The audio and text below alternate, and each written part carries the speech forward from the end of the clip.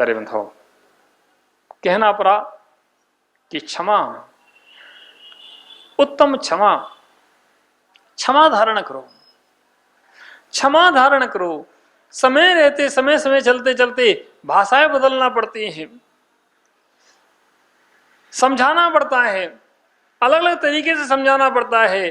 किसी को दंड की भाषा में समझाना पड़ता है और किसी को समता रूप से ऐसा कह दिया जाता है कि भाई क्षमा करो। क्षमा शब्द कोई सामान्य शब्द नहीं है। एक स्थान पर मेरा प्रवास था, दो लोगों में आपस में विवाद हो गया।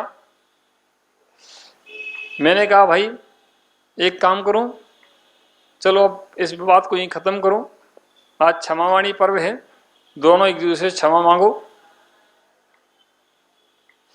दोनों लोग एक दूसरे से क्षमा मांग लो और बात खत्म करो।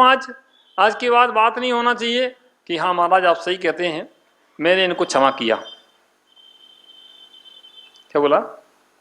मैंने इनको क्षमा किया।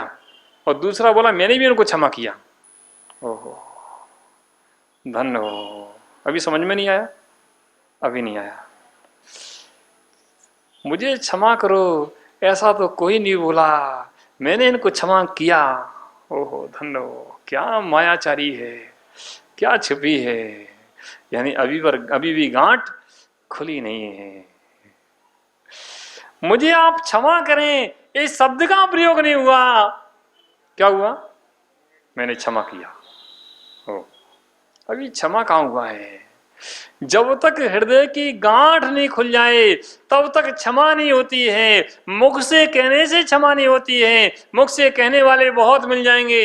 अभी देखो क्षमावाणी के दिन सब लोग बाहर निकलेंगे, मुझे पता है क्या कहेंगे? उत्तम क्षमा, उत्तम क्षमा, उत्तम क्षमा। और बगल में जिससे क्षमा मांगना चाहिए वो बगल में खड़ा हो, उससे नहीं बोलेंगे कि उत्तम क्षमा। सबसे क्षमा, जिनसे दोस्ती है, जिनसे प्रेम है, जिनसे वात्सल्य है, उनसे क्षमा। और जिनसे बोलचाल नहीं है उनसे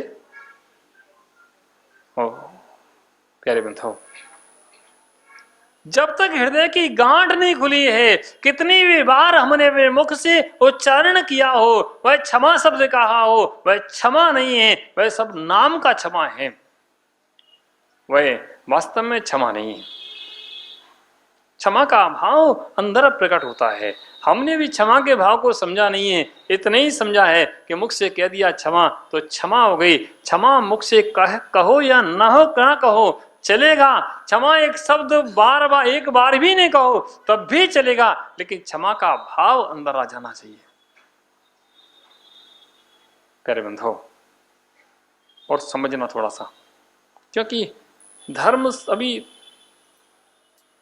हम कर रहे हैं लेकिन इस धर्म के महत्व को नहीं समझा है। ये धर्म क्या है, क्या क्षमा है? जब संसार के जीवों के प्रति, संसार के पदार्थों के प्रति तुम्हारा निर्ममत्व भाव हो जाएगा, संसार में जो पदार्थ हैं, संसार में जो जीव हैं, जो रह रहे हैं, उनसे जब तुम्हारा निर्ममत्व भाव हो जाएगा तो तुम्हें क्षमा मांगना नहीं पड़ेगी, तुम्हारी क्षमा तो प्रकट हो जाएगी। प्यारे बंधुओं, विचार करना कि हम किससे क्षमा मांगते हैं और किससे मुझे क्षमा मांगना चाहिए, किसके लिए क्षमा मांगते हैं और किसके लिए क्षमा मांगना चाहिए। सुबह से शाम तक, सुबह से शाम तक, दिन से रात तक, रात से दिन तक हम किनके साथ दुर्व्यवहार करते हैं, किनके साथ जो व्यवहार नहीं करना चाहिए ऐसा व्यवहार करते हैं, उनसे हमारी क्षमा नहीं हो पाती है। और जिनसे हमारा व्यवहार सम्यक है उनसे क्षमा भाव होता है। एक बात पूछ लें, आप लोगों से पूछ लें, गर्मी के दिनों में आप लोग घर में सोते हैं और मच्छर ज्यादा हो तो क्या करते हैं? क्या लगाते हैं? गुड नाइट, गुड नाइट, कछुआ छाप। गुड नाइट, कछुआ छाप, वो आजकल तो पता नहीं कौन सा कोई बता रहा था मुझे, एक फास्ट कार्ड आने लगा है। ओहो, कौन सा पर्व मना रहे हो? क्षमावाणी। गुड नाइट आपने लगाया है, कछुआ छाप आपने लगाया है, उससे क्या होता है? लोग बड़े प्रेम से कहते हैं महाराज वो तो भाग जाते हैं, मरते नहीं हैं, वो तो भाग जाते हैं, कमरे से बाहर निकल जाते हैं। भाई एक बात बताओ, तुमको कोई संजय भाई, तुमको कोई तुम्हारे घर से बाहर निकाल दे, तुम्हें कैसा लगेगा? ओह महाराज अच्छा नहीं लगेगा। प्यारे बंधु, अभी वो क्षमा का धर्म नहीं आया है, अभी ये समझ में नहीं आया कि क्षमा है क्या है। हम क्षमा तो मांग रहे हैं, जिनके प्रति दुष्टता का व्यवहार करते हैं उनसे कभी क्षमा हम नहीं मांग पाते हैं। उन बेचारे 4 इंद्रिय जीवों को तुमने कितना कष्ट दिया है, कितने जीव तुम्हारे कारण विघात को प्राप्त हुए हैं, कितने जीव तुम्हारे द्वारा मारे गए हैं। तुमने कहा गुड नाइट लगा दो, तुमने तो गुड नाइट लगा दी और तुम चैन की नींद सो गए। कितने जीव मर मर के टपक रहे हैं और तुम कह रहे हो हम अहिंसक हैं, हम महावीर के भक्त हैं, हम अहिंसक हैं, महावीर के भक्त हैं, हम आदिनाथ के वंशज हैं।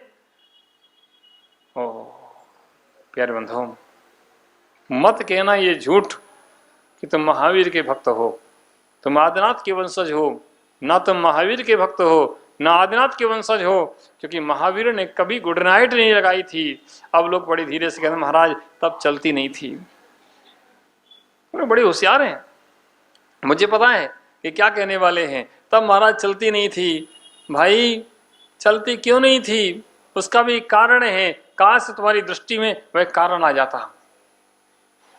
तब जीवों के प्रति दया का भाव था, करुणा का भाव था। लोग ऐसे उपकरण का उपयोग नहीं करते थे जिनसे जीवों का विघात हो, लेकिन हम ऐसे उपकरणों का उपयोग बड़ी शान से करते हैं और कहते हैं कि हम महावीर के भक्त हैं। प्यारे बंधुओं, अगर तुम्हारे अंदर वास्तव में क्षमा का भाव है, वास्तव में क्षमा का अभाव है, तो तुम्हारे अंदर दया का अभाव भी प्रकट होना चाहिए। एक इंद्रिय से लेके 5 इंद्रिय तक के सारे जीवों के प्रति तुम्हारे अंदर दया का भाव जगना चाहिए कि ये सारे जीव जैसे हम जीना चाहते हैं ऐसे ये भी जीना चाहते हैं। जैसे हम रहना चाहते हैं, हम अच्छे रहना चाहते हैं, प्रसन्न रहना चाहते हैं, खुश रहना चाहते हैं, आनंद में रहना चाहते हैं, वैसे ये भी आनंद में खुश रहना चाहते हैं। लेकिन हम उनके आनंद को भंग करते हैं, वो उनके आनंद को भंग करके हम आनंद में रहना चाहते हैं। वो आनंद में रह करके हम चाहते हैं कि हमारा धर्म हो गया, हमारा धर्म नहीं। जो रात में गुड नाइट का प्रयोग करते हैं और सुबह भगवान की पूजा करते हैं, मैं कहता हूं पूजन उनकी अधूरी है।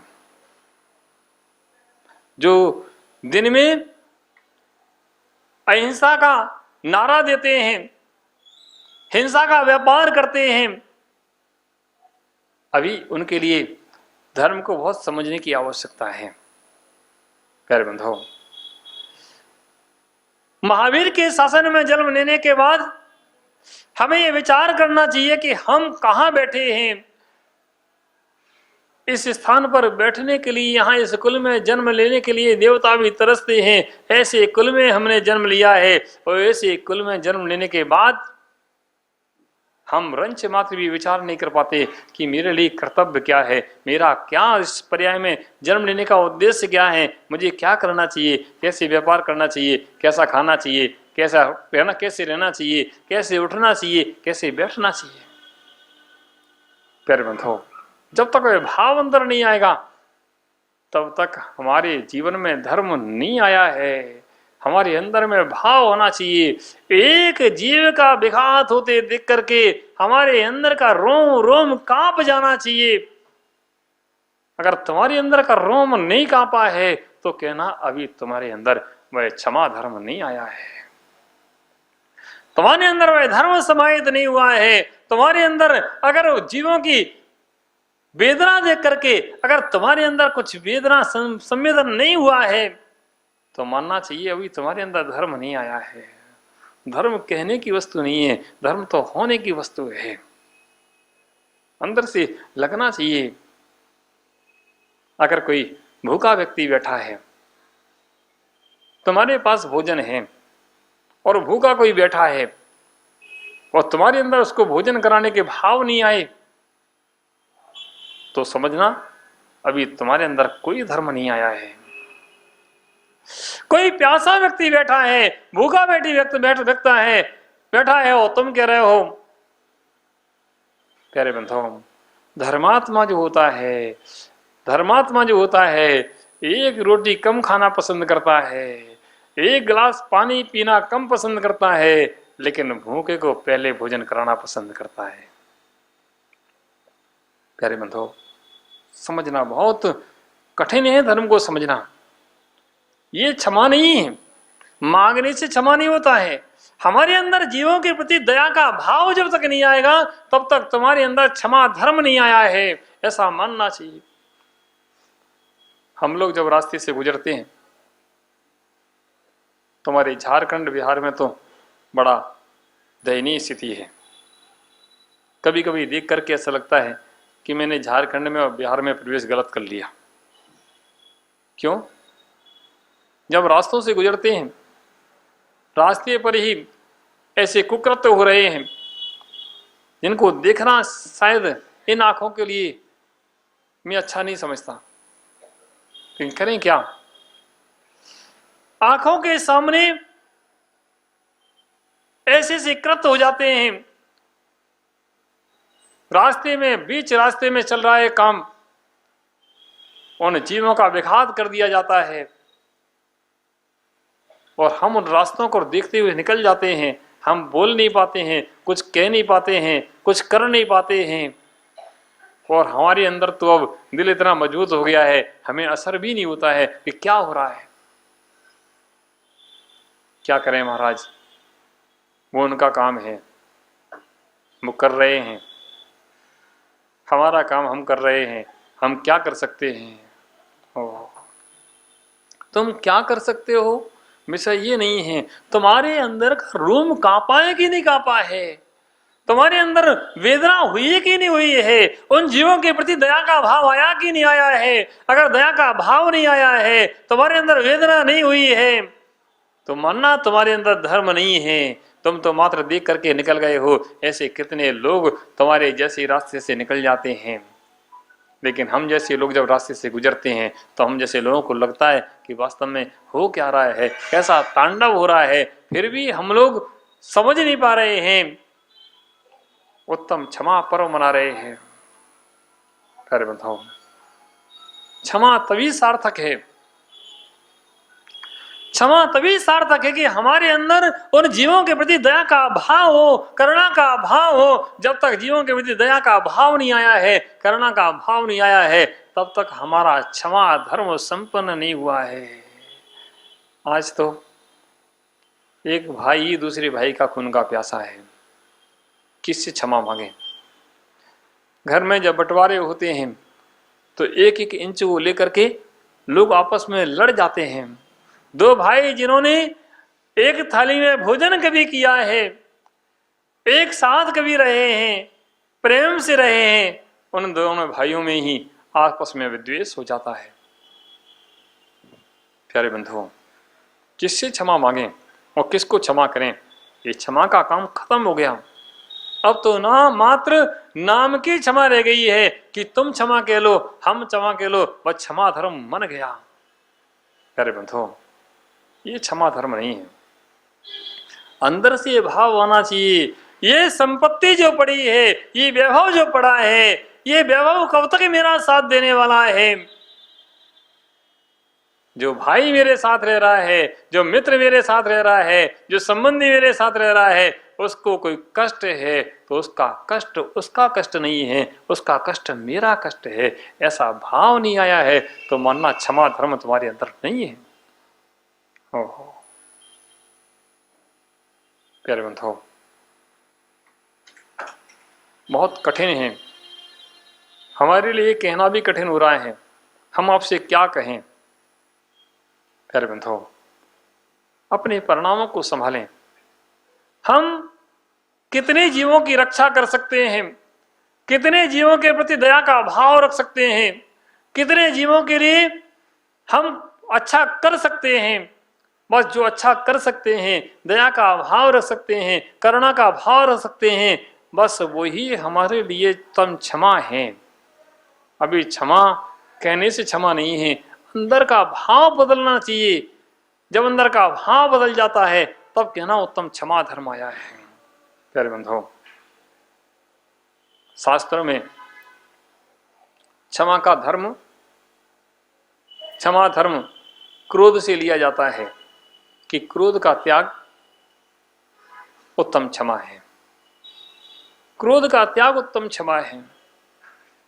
तुम्हारे अंदर का क्रोध समाप्त होना चाहिए, तो वही उत्तम क्षमा है। प्यारे बंधुओं, ठीक है, अपेक्षाकृत क्रोध का भाव भी हमारा त्याग होना चाहिए, लेकिन क्रोध का भाव क्या है, क्षमा का भाव क्या है, दोनों भावों को भी समझना आवश्यक है। क्रोध का त्याग ही क्षमा है। क्षमा कहने से क्षमा नहीं है, क्रोध का त्याग ही क्षमा है। एक दृष्टांत मैंने कहीं पढ़ा था। एक व्यक्ति, उसकी नई नई सर्विस लगी थी, इंजीनियर था। पहले महीने की तनख्वाह आई, और प्रायः यह होता है जब तनख्वाह मिलती है तो लोग अपनी पत्नी को दे देते हैं। और आप लोग क्या करते हैं पता नहीं, आप लोगों की आप लोग जानो। नई नई शादी हुई थी, एक छोटा सा बच्चा था, पहली तनख्वाह मिली, उसने आकर के अपनी पत्नी को दे दी कि लो इसको रख देना। पत्नी भोजन बना रही थी, उसने पास में ही अलमारी में वे गड्डी रख दी। बच्चा छोटा था, पास में खेल रहा था, चूल्हे पर भोजन बन रहा था।